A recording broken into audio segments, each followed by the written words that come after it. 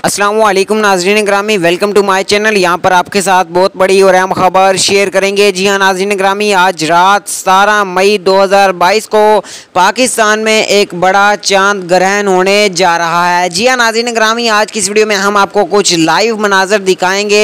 इस वीडियो को आखिर तक लाजमी देखते रहिएगा, मुकम्मल इन्फॉर्मेशन इस वीडियो में मौजूद है। वीडियो में आगे बढ़ने से पहले वीडियो को लाइक कर दें।